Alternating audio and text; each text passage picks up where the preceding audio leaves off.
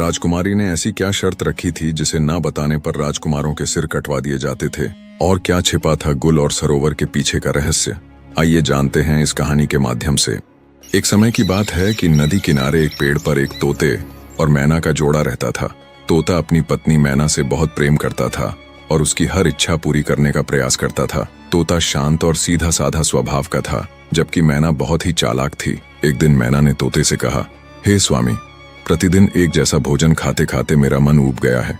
आज आप कुछ स्वादिष्ट और अच्छा भोजन लाएं। पत्नी की बात मानकर तोता भोजन की तलाश में जंगल की ओर निकल पड़ा। बहुत समय तक खोजने के बाद भी उसे कुछ विशेष नहीं मिला। थक कर वह तालाब के किनारे बैठ गया और सोचने लगा कि आखिर अपनी पत्नी के लिए क्या लेकर जाए। तभी वहां एक कौवा उड़कर आया। उसने उदास बैठे तोते को देखा और पूछा, मित्र, तुम इतने उदास क्यों बैठे हो? तोते ने सारी बात कौवे को बताई। उसकी बात सुनकर कौवा अपने घर गया और वहां से अनाज और दाने लाकर तोते को दिए। कौवे ने कहा, मित्र, ये अनाज और दाने बहुत अच्छे और स्वादिष्ट हैं, इन्हें अपनी पत्नी को दे दो। ये सुनकर तोता बहुत प्रसन्न हुआ और बोला, मित्र, मैं तुम्हारा यह उपकार कभी नहीं भूलूंगा। तोता अनाज और दाने लेकर अपने घर लौटने लगा। रास्ते में उसने झाड़ियों से कुछ आवाज सुनी। पास जाकर देखा तो वह चौंक गया। उसकी पत्नी मैना किसी दूसरे तोते से हंस हंस कर बातें कर रही थी। तोता चुपचाप घर लौट आया। जब मैना वापस आई तो तोते ने पूछा, तुम कहाँ गई थी? मैं कब से तुम्हारी प्रतीक्षा कर रहा हूँ। मैना बोली, स्वामी, मैं अपनी एक सहेली से मिलने गई थी। तोता बहुत दुखी हुआ, लेकिन मैना को इसकी परवाह न थी। वह तो अनाज और दाने देखकर बहुत खुश हो गई और बड़े चाव से खा गई। खाते खाते बोली, स्वामी, बहुत मजा आया। कल भी ऐसे ही स्वादिष्ट दाने और अनाज लेकर आना। लेकिन तोते को पूरी रात नींद न आई। वह सोचता रहा कि उसकी पत्नी ने उससे झूठ क्यों कहा। अगले दिन उसने अपने मित्र कौवे को सारी घटना सुनाई। कौवा बोला, मित्र, क्या जमाना आ गया है। मैं सोचता था कि केवल मनुष्य ही अपने स्वार्थ के लिए धोखा देते हैं, पर अब तो लगता है कि अब कोई भी भरोसे के योग्य नहीं रहा। तोते ने कहा, मित्र, धोखा कैसा? मैं समझा नहीं। तब कौवा बोला, तुम बहुत भोले हो।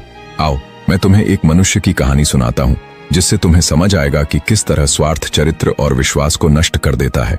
लेकिन ध्यान रखना, इस कहानी को अंत तक सुनना। तोते ने हामी भरी और कौवे ने कहानी सुनाना शुरू किया। बहुत समय पहले की बात है। पहाड़ों के पर एक राज्य बसा हुआ था। उस नगर में एक दयावान राजा रहते थे। उनकी 2 रानियां थीं और राजा दोनों से बहुत प्रेम करते थे, पर उन दोनों में से किसी ने उसे संतान का कोई सुख नहीं दिया था। एक बार राजा ने महल में भव्य नृत्य समारोह का आयोजन किया, जिसमें आसपास के गांवों की कन्याएं भी भाग लेने आईं।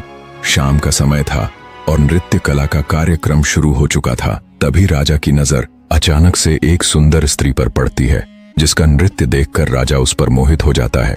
फिर अगले दिन राजा मंत्री को कहकर अपने विवाह का प्रस्ताव उस स्त्री के सामने रखवाता है।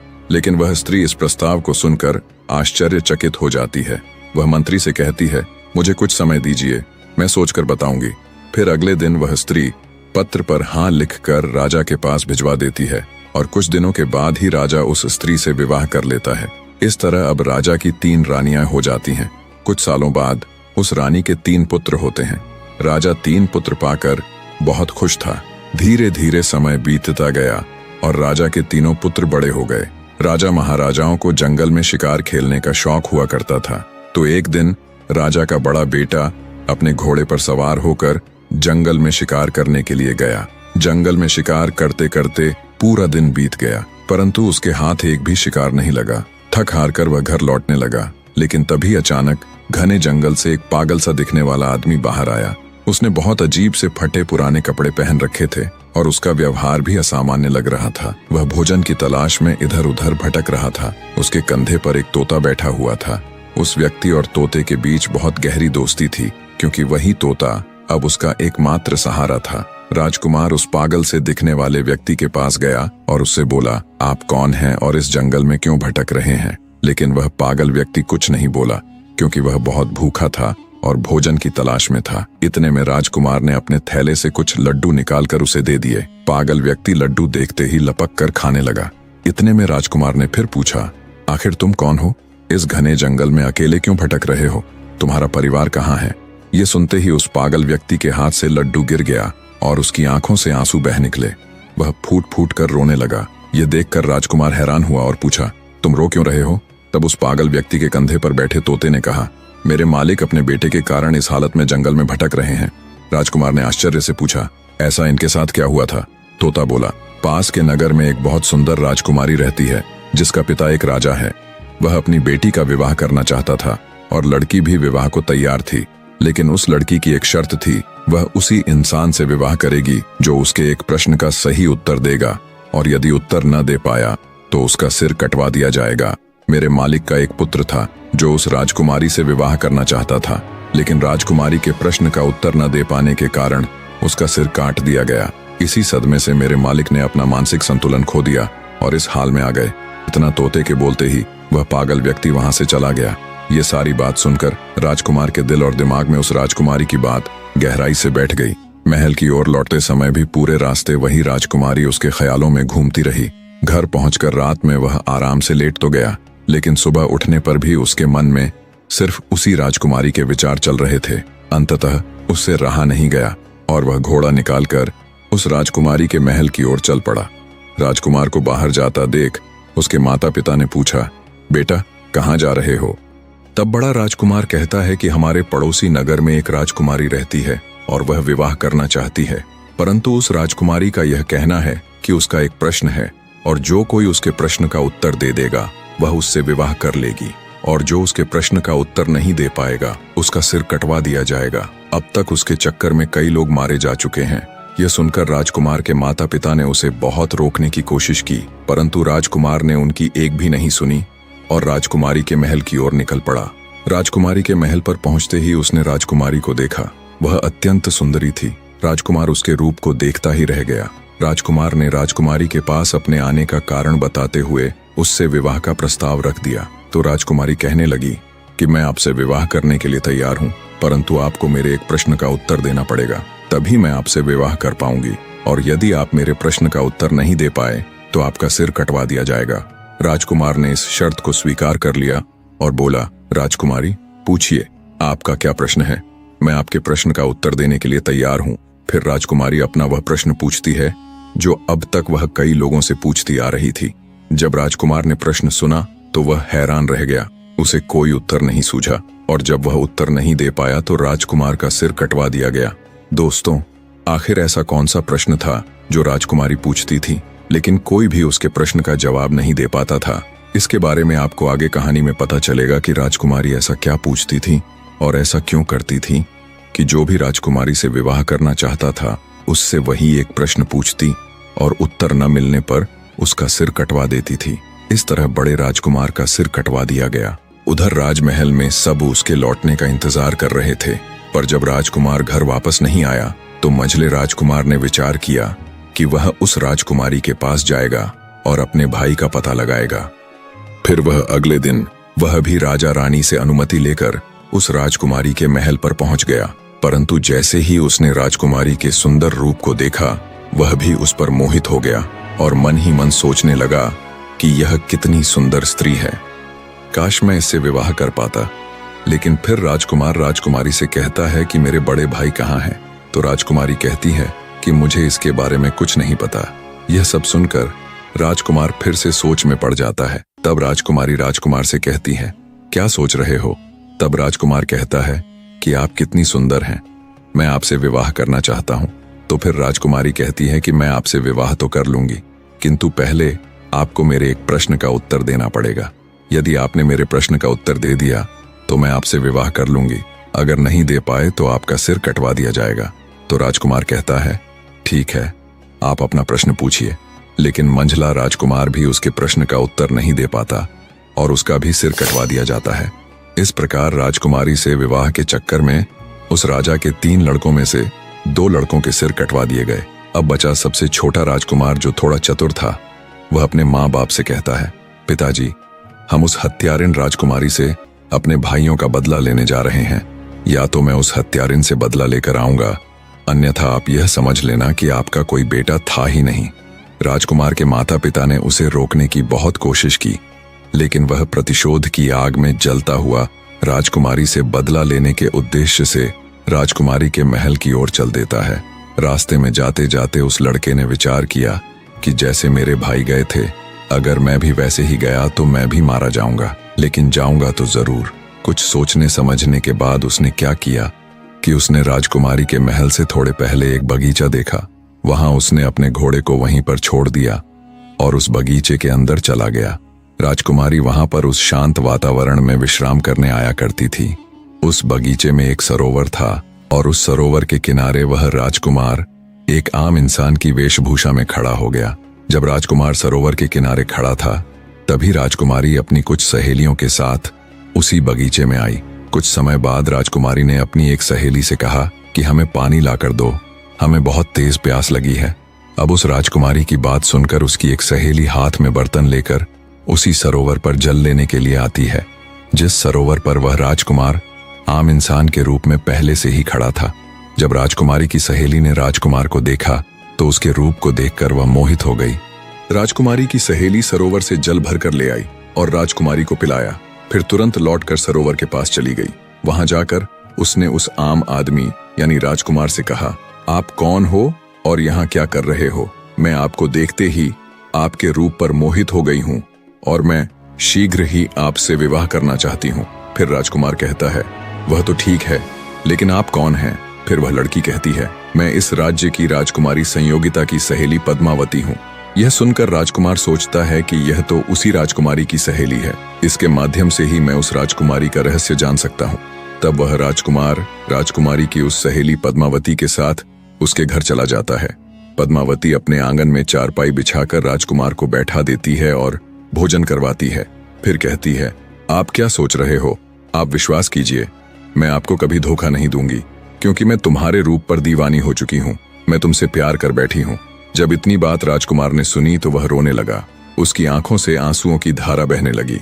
वह कहने लगा, मैं सरोवर के किनारे इसलिए घूम रहा था क्योंकि तुम्हारी राजकुमारी इतनी हत्यारिन है कि उसने अब तक कई लोगों के सिर कटवा दिए हैं और उन्हीं में मेरे 2 भाई भी मारे गए हैं।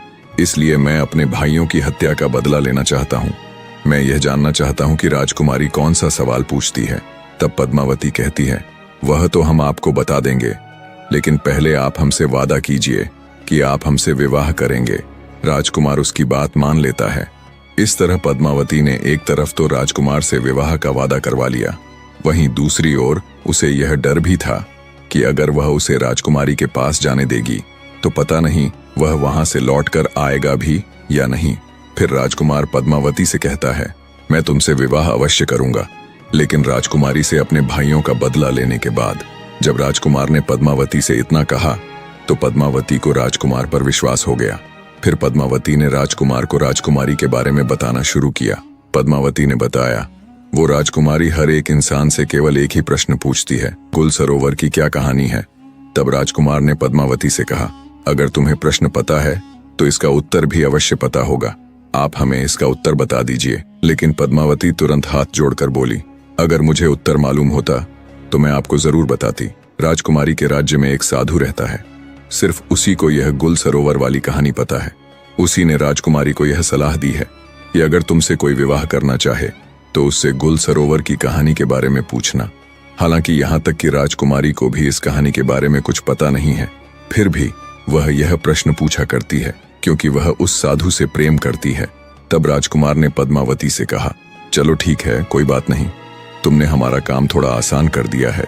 अब हम जाकर पहले गुल सरोवर की कहानी के बारे में पता करते हैं कि इसकी कहानी क्या है। आप मेरा इंतजार करना, मैं लौटकर वापस जरूर आऊंगा। तब पद्मावती कहती है, राजकुमार, गुल सरोवर की कहानी कहाँ मिलेगी? यह मैं आपको बता सकती हूँ, लेकिन वहां से जिंदा लौटना नामुमकिन है। आप वहां से जिंदा नहीं लौट पाओगे। राजकुमार बोला, क्यों नहीं लौट पाऊंगा? तब पद्मावती बोली, रास्ते में बहुत खतरा है, इसलिए आप वहां मत जाइए। यदि आप जिद करेंगे तो अपने भाइयों का बदला नहीं ले पाएंगे। बेहतर है आप मेरे साथ विवाह कर लीजिए और बदला लेने का विचार छोड़ दीजिए। राजकुमार ने दृढ़ स्वर में कहा, चाहे रास्ते में कितनी भी कठिनाई क्यों न हो, मैं अवश्य जाऊंगा और अपने भाइयों का बदला लेकर ही लौटूंगा। पद्मावती ने सोचा कि अब इन्हें रोकना असंभव है। उसने स्वयं एक घोड़ा और एक तलवार राजकुमार को दी और कहा, यह घोड़ा और तलवार तुम्हारे काम आएंगे। तुम पश्चिम दिशा की ओर जाना, आगे एक गुफा में एक शेर मिलेगा। उस शेर से आपको डरना नहीं है, क्योंकि वो शेर बूढ़ा हो चुका है और शिकार नहीं कर पाता, इसलिए भूखा रहता है। तुम रास्ते में उसके लिए खाने की कोई वस्तु साथ ले जाना। जब वह गुफा से बाहर आए तो उसके सामने भोजन रख देना, वह तुम्हारी मदद अवश्य करेगा। फिर जंगल पार कर तुम समुद्र के किनारे पहुंचोगे और आगे समुद्र पार करना होगा। इतना कहकर पद्मावती ने राजकुमार को विदा किया। जाते समय पद्मावती बोली, वादा मत भूलना, चाहे कुछ भी हो जाए लौट कर अवश्य आना, मैं जीवन भर तुम्हारा इंतजार करूंगी। राजकुमार ने विश्वास दिलाते हुए कहा, तुम चिंता मत करो, मैं लौट कर जरूर आऊंगा और तुमसे विवाह करूंगा। इसके बाद राजकुमार पश्चिम दिशा की ओर बढ़ने लगा। कुछ ही दूर जाने पर उसे वही गुफा मिली जिसमें बूढ़ा शेर रहता था। राजकुमार ने जैसा पद्मावती ने कहा था, रास्ते से भोजन लाकर शेर के सामने रख दिया। भूखा शेर भोजन पाकर बहुत प्रसन्न हुआ और तुरंत खाने लगा। अब संध्या हो चुकी थी, हल्की ठंड बढ़ रही थी और अंधेरा छा रहा था। राजकुमार ने पास से लकड़ियां इकट्ठी की और गुफा के सामने आग जला ली। थोड़ी देर बाद शेर भी उसके पास आकर बैठ गया। राजकुमार ने उसे सहलाया और फिर यहीं आग के पास सो गया। फिर अगली सुबह होते ही राजकुमार उस बूढ़े शेर के साथ जंगल में पश्चिम दिशा की ओर आगे बढ़ने लगा।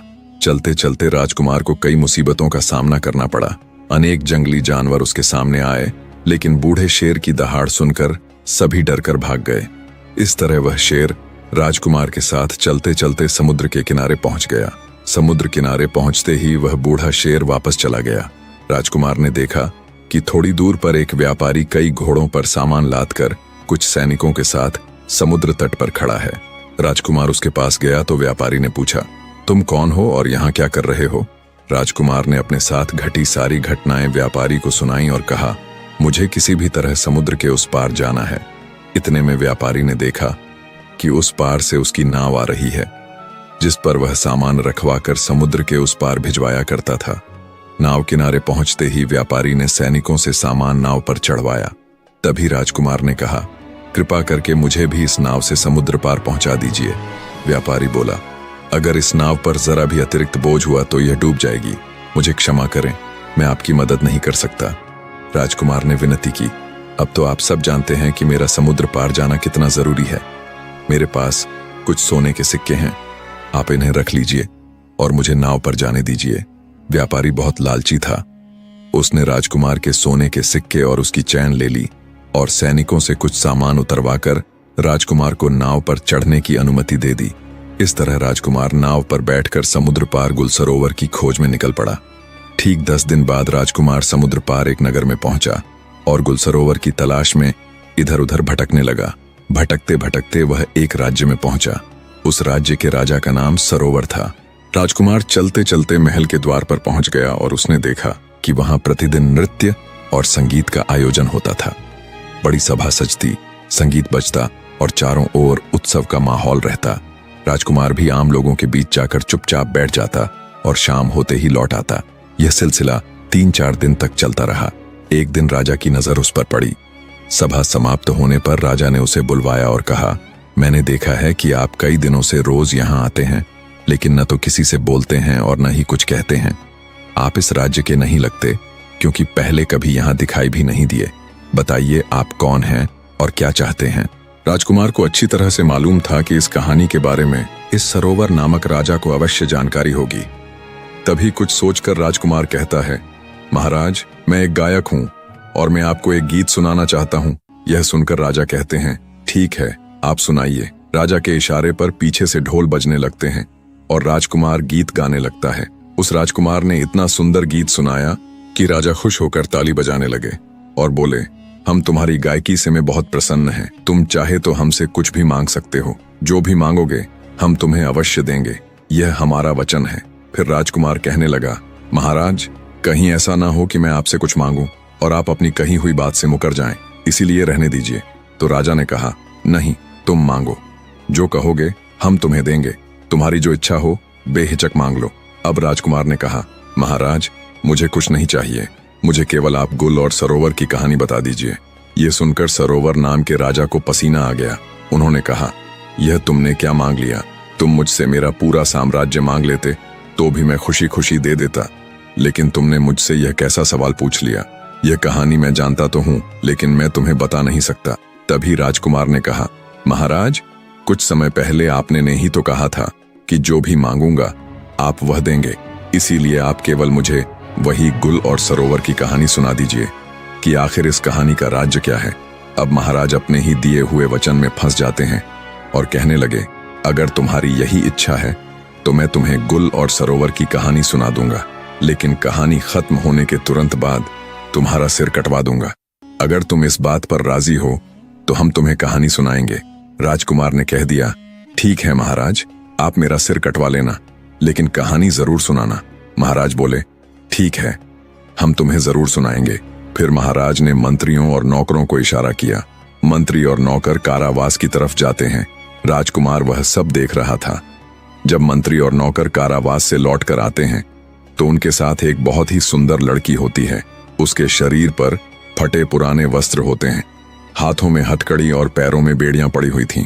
वह ठीक से चल भी नहीं पा रही थी और राजा के नौकर उसे मारते पीटते हुए राजा के पास ला रहे थे। जब राजकुमार ने यह सब देखा तो वह आश्चर्य से बोला, महाराज, यह सब क्या है? मेरी समझ में नहीं आया। तब महाराज ने कहा, तुम सुनना चाहते थे कि गुल और सरोवर की कहानी क्या है, तो सुनो। सरोवर मेरा ही नाम है और गुल इस लड़की का नाम है जो तुम्हारे सामने हथकड़ी और बेड़ियों में जकड़ी खड़ी है। राजकुमार कहने लगा, महाराज, आप सरोवर और यह लड़की गुल, इसका मतलब यह आपकी ही कहानी है? महाराज ने कहा, हाँ, ये मेरी ही कहानी है।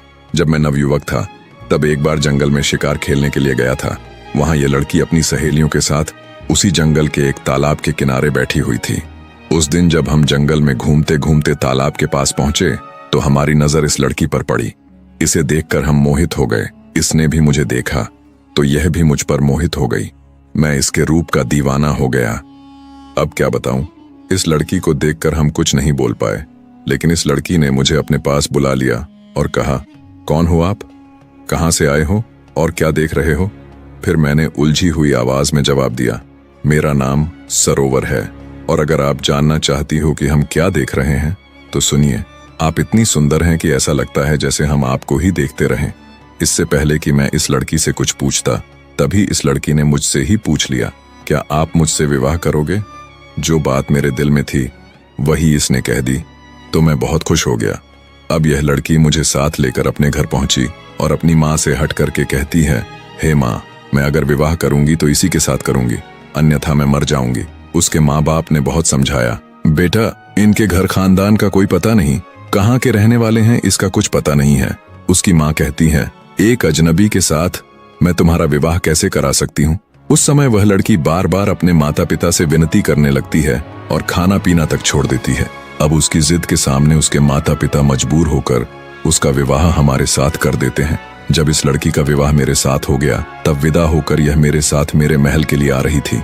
रास्ते में यह बहुत प्रसन्न थी और मुझसे कह रही थी, मुझे मेरे मनचाहे पति मिले हैं, मैं खुद दुखी रह सकती हूँ लेकिन इन्हें कभी दुखी नहीं रहने दूंगी।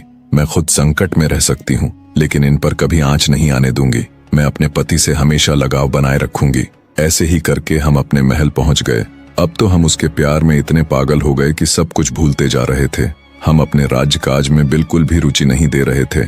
ऐसे ही कुछ दिनों तक चलता रहा, लेकिन कुछ दिनों के बाद जब घर लौटकर स्त्री के पास आते थे तो पता नहीं क्यों हमें बहुत जोर की नींद आ जाया करती थी और इतने में वह राजमहल से जंगल की ओर चल देती थी। उस दिन जब मेरी नींद खुली तो मैंने इस स्त्री को राजमहल से बाहर जाते हुए देखा। तो उस दिन मैं भी उसके पीछे पीछे छिपता छिपाता जाता हूँ और देखता हूँ कि वह स्त्री एक साधु के साथ बैठी हुई हंस हंस कर बातें कर रही है।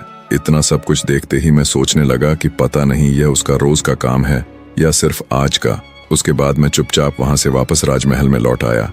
फिर राजकुमार ने उनसे पूछा, आगे क्या हुआ महाराज? तब महाराज ने राजकुमार से कहा, उस दिन मेरा पूरा दिन उसी के बारे में सोचते सोचते निकल गया और दूसरे दिन भी इन्हीं सब ख्यालों में संध्या हो गई। संध्या के समय भोजन बनाकर इसने मुझे खाने को दिया, लेकिन उस दिन मैंने जानबूझकर भोजन नहीं खाया। मैंने यह निर्णय लिया कि आज चाहे कुछ भी हो जाए लेकिन सोएंगे नहीं, और फिर मैं देर रात तक उससे बातें करता रहा।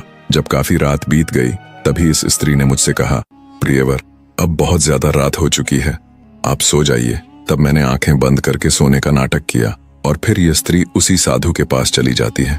मैं भी उसके पीछे पीछे गया और देखा कि वह साधु डंडा लेकर उस स्त्री से गुस्से में बोल रहा था, आज तुम्हें यहाँ आने में इतना समय क्यों लग गया? कहाँ थी इतनी देर तक?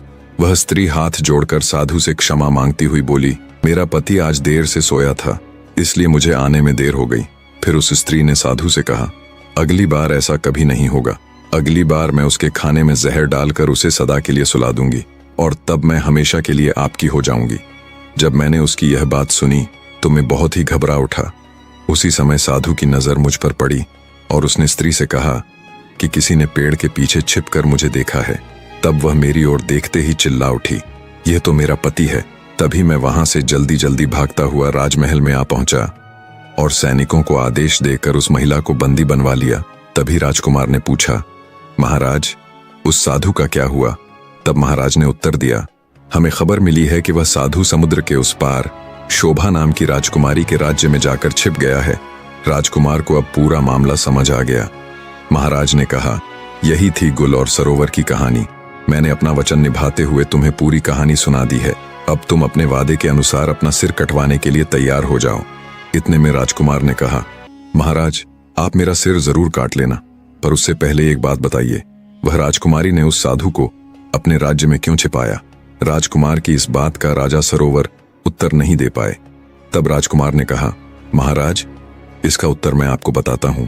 अब वह साधु शोभा नाम की राजकुमारी को अपने जाल में फंसा चुका है और राजकुमारी उसके बहकावे में आकर कई निर्दोष लोगों के सिर कटवा चुकी है, जिनमें मेरे 2 भाई भी शामिल हैं।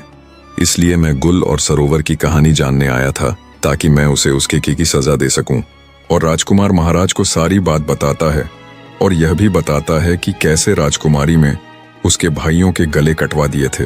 राजकुमार की बातें सुनकर महाराज भावुक हो जाते हैं और राजकुमार की जान बख्श देते हैं। अब राजकुमार वापस उस शोभा नाम की राजकुमारी के महल की ओर चल देता है। कुछ दिनों के बाद जब राजकुमार शोभा नाम की राजकुमारी के महल में पहुंचते हैं तो राजकुमारी से कहते हैं कि मुझे आपसे विवाह करना है। फिर शोभा कहती है कि आपको पहले मेरे एक प्रश्न का जवाब देना पड़ेगा, तभी मैं आपसे विवाह करूंगी, और अगर आप मेरे सवाल का जवाब नहीं दे पाते हैं तो आपका सिर कटवा दिया जाएगा। राजकुमार को तो पहले से ही पता था कि राजकुमारी क्या प्रश्न करने वाली है, इसलिए राजकुमार ने शर्त स्वीकार कर ली और कहा, हाँ, पूछो, तुम्हारा क्या प्रश्न है? मैं तुम्हारे प्रश्न का उत्तर देने के लिए तैयार हूं, लेकिन तुम शायद मेरा उत्तर सुनने के बाद अपने क्रोध पर काबू नहीं कर पाओगी। अब राजकुमारी सोचती है कि आखिर ऐसा क्या है इस प्रश्न के उत्तर में जिसे सुनकर मैं क्रोधित हो जाऊंगी। राजकुमारी इस बात पर ध्यान न देते हुए राजकुमार से कहती है कि आप उत्तर बताएं। क्योंकि राजकुमारी उस साधु के प्रेम में अंधी थी, तब राजकुमार ने राजकुमारी शोभा को गुल सरोवर की कहानी सुनाई, और जैसे ही कहानी पूरी होती है तो राजकुमारी कहने लगी कि ऐसा क्या था इस कहानी में जो मुझे क्रोध आता? राजकुमार बोले, जिस साधु के प्रेम में तुम अंधी हो वह वही गुल सरोवर वाला साधु है जो वहां से भागकर समुद्र के इस पार तुम्हारे पास आकर छुपा हुआ है। अब शोभा को विश्वास नहीं हुआ और वह तुरंत राजमहल से निकलकर अपने राज्य में उस साधु के पास पहुंचती है। राजकुमारी शोभा के पीछे पीछे वह राजकुमार भी जाता है और वहां पहुंचकर शोभा उस साधु से पूछती है कि तुम कौन हो? साधु घबरा जाता है और कुछ बोल नहीं पाता। तब राजकुमारी को पूरा विश्वास हो जाता है कि यह वही साधु है जिसने महाराज सरोवर को धोखा दिया था। अब राजकुमारी उस साधु से कहती है, तुम्हारे चक्कर में कई लोगों का सिर कटवाया गया, तुमने ही सभी लोगों को जंगल में ले जाकर उनका सिर कटवाया है। अब तुम्हें भी सजा मिलेगी, तुम्हारा भी सिर राज्य के सभी लोगों के सामने कटवाया जाएगा। इतना सुनते ही साधु बोला, राजकुमारी जी, मुझे माफ कर दो, मैंने किसी की जान नहीं ली, वे सभी लोग अभी भी जिंदा हैं। तब राजकुमार जो शोभा के साथ आया था साधु से पूछता है, वे सभी लोग कहाँ हैं? तुम हमें जल्दी से बताओ। साधु राजकुमारी शोभा और राजकुमार को एक गुफा के अंदर ले जाता है। वहां उसने सभी लोगों को जाल के अंदर कैद कर रखा था, क्योंकि वह साधु उन्हें बेचने वाला था। राजकुमार उन सभी लोगों को वहां से आजाद कराता है और संयोग से उसके दोनों बड़े भाई भी वहीं मिल जाते हैं। तीनों भाई गले मिलकर भावुक हो जाते हैं।